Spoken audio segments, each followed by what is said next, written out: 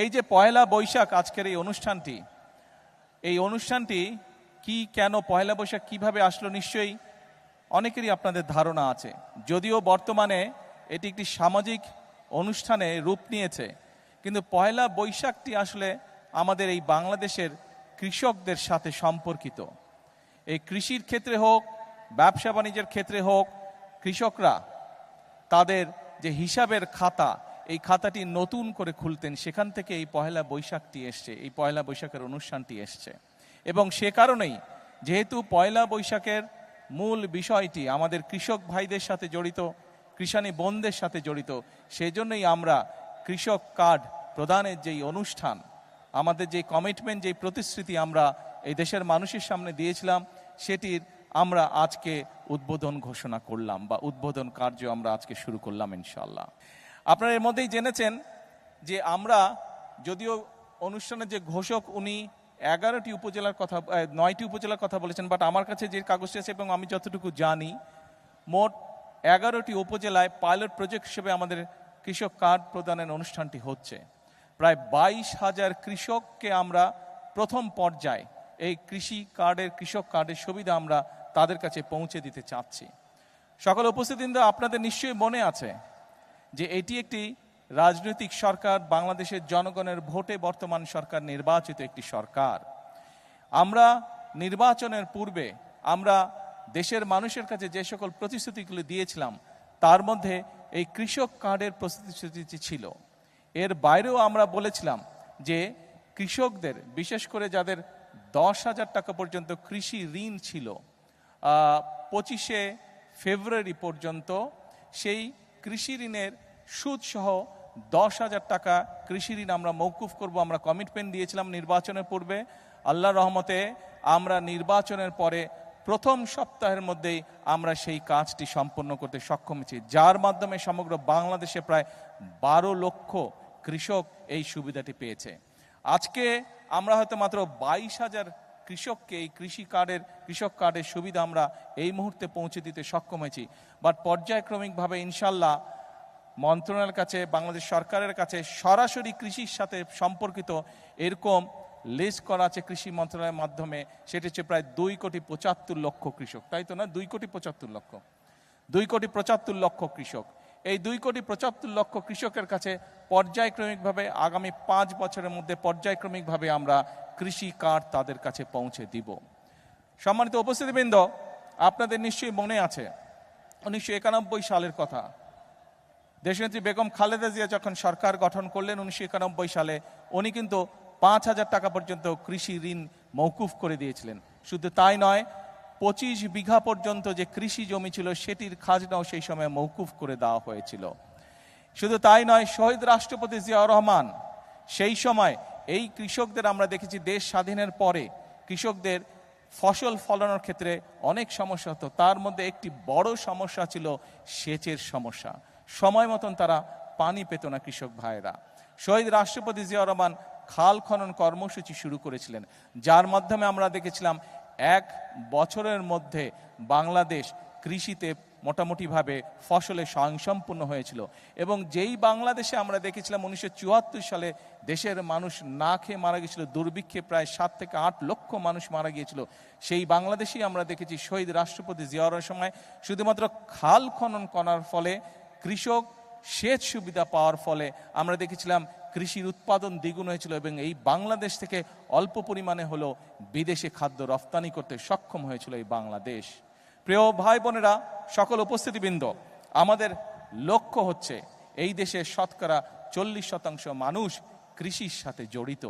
আমি, আপনি, আজকে আমরা যেখানে অতিথি হিসাবে আমরা যারা এখানে উপস্থিত আছে, মাঠে যত মানুষ উপস্থিত আছেন, এই মঞ্চে যত মানুষ উপস্থিত আছেন, আমি হয়তো সরাসরিভাবে কৃষির সাথে সম্পর্কিত নই, কিন্তু আমাদের পরিবারের কেউ না কেউ আছে যেই মানুষটি কৃষির সাথে সম্পর্কিত, সরাসরিভাবে এখনো সম্পর্কিত, আমাদের আত্মীয় স্বজন, পরিবার পরিজনের। অর্থাৎ বাংলাদেশে আমরা যত মানুষ আছি, প্রত্যেকটি পরিবার, 4 কোটি পরিবার আছে, প্রত্যেকটি পরিবারের কেউ না কেউ কৃষির সাথে সম্পর্কিত। অর্থাৎ এই দেশের প্রধান পেশাই হচ্ছে কৃষি। আমি ব্যক্তিগতভাবে বিশ্বাস করি, বাংলাদেশ জাতীয়তাবাদী দল বিশ্বাস করে, বর্তমান বাংলাদেশের মানুষের ভোটে নির্বাচিত বিএনপি সরকার বিশ্বাস করে যে এই দেশের কৃষক যদি সচ্ছল থাকে, এই দেশের কৃষক যদি বেঁচে থাকে, এই দেশের কৃষক যদি ভালো থাকে, তাহলে সমগ্র বাংলাদেশ ভালো থাকতে পারবে, সমগ্র বাংলাদেশের মানুষ ভালো থাকতে পারবে। এবং উপস্থিতবৃন্দ, আমাদের আপনাদের ভোটে নির্বাচিত বর্তমান সরকারের লক্ষ্যই হচ্ছে কৃষককে আত্মনির্ভরশীল হিসাবে গড়ে তোলা, কৃষককে সচ্ছল হিসাবে গড়ে তোলা। সেই জন্যই এই কৃষক কার্ড আমরা দিয়েছি। এরই ভিতরে আপনারা নিশ্চয়ই অবগত হয়েছেন যে এই কৃষক কার্ডের মাধ্যমে আমরা কৃষকের কাছে চেষ্টা করব ইনশাআল্লাহ সরাসরি 10টি সুবিধা পৌঁছে দিতে, যেই 10টি সুবিধার মাধ্যমে কৃষক তার অবস্থান অনেক ক্ষেত্রেই পরিবর্তন করতে সক্ষম হবে। একটু আগে আমি আমার বক্তব্যে বলেছি যে শহীদ রাষ্ট্রপতি জিয়া রহমানের সময় সমগ্র বাংলাদেশে খাল খননের মাধ্যমে কৃষককে সেচের সুবিধার আওতায় নিয়ে আসা হয়েছিল। আপনারা নিশ্চয়ই খেয়াল করেছেন যে এই কথাটিও আমরা কিন্তু নির্বাচনের আগে বাংলাদেশের মানুষের কাছে বলেছিলাম, এবং নির্বাচন শেষ হবার পরে বাংলাদেশের মানুষের ভোটে আল্লাহর রহমতে বিএনপি সরকার গঠন করতে সক্ষম হওয়ার পরে আমরা সেই কমিটমেন্টও আমাদের প্রতিশ্রুতির কাজ শুরু করেছি আমরা, অর্থাৎ সারা বাংলাদেশে আমরা খাল খনন কর্মসূচি করে শুরু করেছি। এবং এই খাল খনন কর্মসূচি আমাদের লক্ষ্য রয়েছে, আমরা আগামী 5 বছর প্রায় 20,000 কিলোমিটার খাল ইনশাআল্লাহ খনন করব, যার মাধ্যমে আমরা একদিকে যেরকম পানির সমস্যা, অর্থাৎ আমরা দেখেছি বাংলাদেশে অনেক জায়গা আছে যেখানকার কৃষকরা, দেশের ভিতরে অনেক জায়গা আছে যেখানকার কৃষকরা এমনকি বর্ষার সময় পর্যন্ত পানির কষ্ট তাদেরকে ভোগ করতে হয়। আমরা এই খাল খননের মাধ্যমে কৃষক ভাইদের কাছে, কৃষানী বোনদের কাছে আমরা সেই পানির সমস্যার সমাধান করতে চাই, পানি আমরা পৌঁছে দিতে চাই সঠিকভাবে তার কৃষি জমির জন্য। শুধু তাই নয়, এই খাল খনন করার মাধ্যমে আমরা আমাদের লক্ষ্য উদ্দেশ্য হচ্ছে বন্যার সময় যে অতিরিক্ত বর্ষণ হোক বা হঠাৎ করে যে পানি চলে আসে সীমান্তের ওপার থেকে, এই সমস্যাগুলোকে যাতে আমরা ম্যানেজ করতে পারি, সেই পানিগুলোকে যাতে আমরা পরবর্তী সময়ের জন্য ধরে রাখতে পারি, সেই জন্য খাল খনন আমাদের একটি লক্ষ্য। আর আরেকটি সবচেয়ে বড় লক্ষ্য, বিগত 50 বছর ধরে কৃষক ভাইরা বলেন, মানুষ তার চাহিদার জন্য বলেন, আমরা ডিপ টিউবওয়েল বলেন ব্যবহার করতে করতে আমাদের মাটির নিচে যে পানি আছে সেই পানির স্তর অনেক নিচে চলে গিয়েছে, যা সামগ্রিকভাবে দেশ এবং মানুষের জন্য একটি ভয়াবহ ব্যাপার। যদি এই পানিও শেষ হয়ে যায় তাহলে প্রত্যেকটি মানুষ, এই দেশে বসবাসকারী প্রত্যেকটি মানুষ কষ্ট পাবে।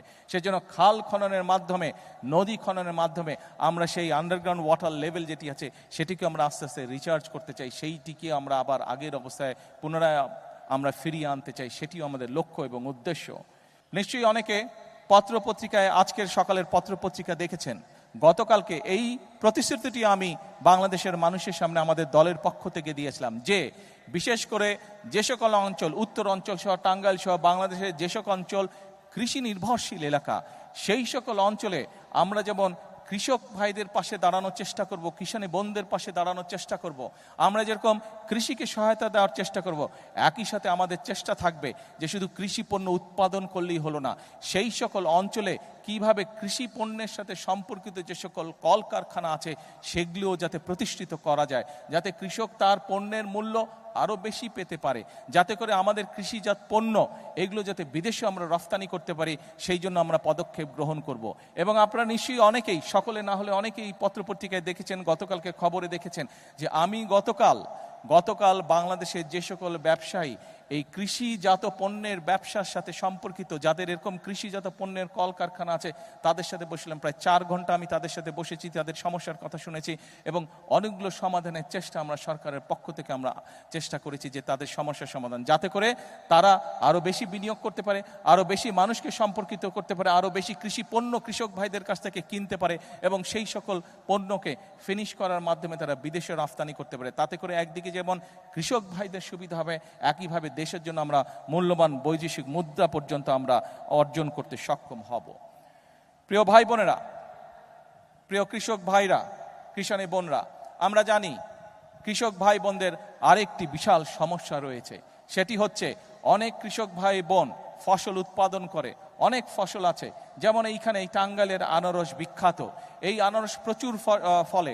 আমাদের এই যে ফকির সাহেব আছে, ওনার স্বপন ফকির আছে, ওনার এলাকায় প্রচুর আনারস আছে, কিন্তু এই আনারসকে আমরা প্রিজার্ভ করে রাখতে পারি না। অর্থাৎ আনারসটা সিজনের পরেও যাতে আমরা রাখতে পারি, সেটার জন্য কোল্ড স্টোরেজ বা সেরকম প্রক্রিয়াজাত কিছু নাই। এরকম অনেক দ্রব্য আছে বাংলাদেশে, যেগুলোকে আমরা যদি প্রক্রিয়াজাত করে রাখতে পারি, কোল্ড স্টোরেজ করে রাখতে পারি, তাহলে কৃষক ভাইরা যেরকম ফসলটা যখন বেশি হয় তখন অনেক সময় দাম পায় না, কিন্তু আমরা যদি কোল্ড স্টোরেজে রাখতে পারি তাহলে কৃষক ভাইরা পরবর্তীতে দাম পায়। শুধু কৃষক ভাইরা দাম পায় না, একই সাথে মানুষও সিজনের পরেও সেই ফসলটির সুবিধা পায়, সেই ফল ফলাদি বলেন সেটি মানুষ খেতে পারে। সেই জন্য এরই ভিতরে আমরা বিদেশিদের সাথেও কথা বলেছি, বিভিন্ন দেশ উৎসাহী ইন্টারেস্টেড এই বিষয়ে আমাদেরকে সহযোগিতা করার জন্য। বাংলাদেশের অনেক ব্যবসায়ীরা তারা উৎসাহিত এই বিষয়ে পদক্ষেপ গ্রহণ করার জন্য। আপনাদের নির্বাচিত বিএনপি সরকারও এই ব্যাপারে আমরা পদক্ষেপ গ্রহণ করছি, এ ব্যাপারেও ইনশাল্লাহ কাজ করছি। আমরা চেষ্টা করছি বিভিন্ন জায়গায়, যে সকল জায়গায় ফসল নষ্ট হয়ে যায় কোল্ড স্টোরেজ হবে, সেখানে ধীরে ধীরে আমরা কৃষক ভাইদের সুবিধার জন্য আমরা কোল্ড স্টোরেজ তৈরি করব, যাতে কৃষক ভাইরা তাদের ফসলের মেয়াদ আরও বেশি টাইম পর্যন্ত ধরে রাখতে সক্ষম হয়। প্রিয় ভাই বোনেরা, প্রিয় কৃষক ভাইরা, কিষানী বোনেরা, সকল উপস্থিতিবৃন্দ, প্রিয় ভাই বোনেরা, একটি কথা আজকে পরিষ্কারভাবে আপনাদের সামনে আমি তুলে ধরতে চাই। আমরা যদি সকল পর্যালোচনা করি, আমরা দেখব এই বাংলাদেশে একমাত্র বিএনপি সরকার যতবার এই দেশ পরিচালনার সুযোগ পেয়েছে, বিএনপি সরকারই চেষ্টা করেছে কৃষক ভাই বোনদের পাশে দাঁড়ানোর জন্য। আপনারা বিএনপির উপরে বিগত নির্বাচনে আস্থা রেখেছেন, ইনশাল্লাহ এই সরকার আপনাদের সেই আস্থার পূর্ণ মর্যাদা দিবে। আজকের এই অনুষ্ঠানে আমি বলতে চাই, এখন আমাদেরকে দেশ গড়ার সময়। কৃষক ভাইদের পাশে আমরা যেরকম দাঁড়াবো, একই সাথে আমরা আমাদের দেশের কৃষাণী বোন সহ আমাদের দেশের যে নারী সমাজ আছে, তারা হচ্ছে দেশের অর্ধেক, জনসংখ্যার অর্ধেক। এই নারী সমাজকে যদি আমরা স্বাবলম্বী করে গড়ে তুলতে না পারি, তাহলে এই দেশকে আমরা সামনের দিকে এগিয়ে নিয়ে যেতে পারবো না। এবং সেই কারণেই আমরা প্রতিশ্রুতি দিয়েছিলাম যে আমরা যদি সরকার গঠন করতে সক্ষম হই, তাহলে আমরা বাংলাদেশের মা বোনদের জন্য, নারীদের জন্য, আমরা পরিবারের নারী প্রধানের জন্য আমরা ফ্যামিলি কার্ড চালু করব। আল্লাহর রহমতে সেই কাজটিরও পাইলট প্রজেক্ট আলহামদুলিল্লাহ আমরা শুরু করতে সক্ষম হয়েছি, এবং পর্যায়ক্রমিকভাবে আগামী 5 বছরের ভিতরে আমরা বাংলাদেশের চেষ্টা করব সকল নারী প্রধান পরিবারের কাছে এই কার্ডের সুবিধা পৌঁছে দেওয়ার জন্য, এই কার্ডটি পৌঁছে দেওয়ার জন্য। অর্থাৎ এই সরকার জনগণের সরকার। এই সরকার, কৃষক বলুন, এই সরকার দেশের মা বোনদের কথা বলুন, মসজিদের ইমাম খতিব সাহেব সহ অন্যান্য ধর্মীয় যারা গুরু আছেন তাদের কথা বলুন, ছাত্রদের কথা বলুন, শ্রেণী পেশা নির্বিশেষে প্রত্যেকটি মানুষের পাশে দাঁড়ানোর চেষ্টা করবে। আমাদের লক্ষ্য হচ্ছে দেশের উন্নয়ন, আমাদের লক্ষ্য হচ্ছে দেশের মানুষের ভাগ্যের পরিবর্তন। সেজন্যই আমরা বলে থাকি, করব কাজ, গড়ব দেশ। সবার আগে কে? সবার আগে কে? সবার আগে বাংলাদেশ। প্রিয় ভাই বোনেরা, আসুন আমরা এই দেশের প্রত্যেকটি নাগরিক, আমরা রাজনীতি করি বা না করি, আমরা কৃষক হই বা না হই, আমরা ছাত্র হই না হই, আমরা ব্যবসায়ী হই বা না হই, যে মানুষই হয়ে থাকি না কেন, যে পেশার মানুষই হয়ে থাকি না কেন, প্রত্যেকের আমাদের একটি আকাঙ্ক্ষা আছে, নিজের দেশটিকে আমরা ভালো দেখতে চাই, নিজের দেশটিকে আমরা সুন্দর দেখতে চাই। আমরা দেখতে চাই এই দেশের মানুষ নিরাপদে এই দেশে বসবাস করছে, এই দেশের মানুষ, এই দেশের সন্তানেরা এই দেশেই বড় হচ্ছে, স্বাচ্ছন্দ্যে বড় হচ্ছে, খেয়ে পড়ে ব্যবসা বাণিজ্য চাকরি বাকরি করে নিরাপদের সাথে, নিরাপত্তার সাথে বড় হচ্ছে। আমাদের লক্ষ্য সেটাই, আমরা সেই লক্ষ্য অর্জন করতে চাই। কিন্তু সেই লক্ষ্য অর্জন করা সম্ভব একমাত্র যদি জনগণের সহযোগিতা থাকে, একমাত্র যদি জনগণের সমর্থন থাকে। সেজন্যই আমরা জনগণকে সাথে নিয়ে চলতে চাই, জনগণকে পাশে রেখে চলতে চাই, জনগণকে সাথে নিয়ে সামনের দিকে বাড়তে চাই, দেশ গঠন করতে চাই। আজকে এই কৃষক কার্ড উদ্বোধন করার মাধ্যমে আবারও আমি বাংলাদেশের সকল শ্রেণী পেশা, সমাজের সকল শ্রেণী পেশার মানুষকে আবারও দেশ গঠনের আমন্ত্রণ জানিয়ে আমার বক্তব্য শেষ করছি। আল্লাহ হাফেজ। বাংলাদেশ জিন্দাবাদ।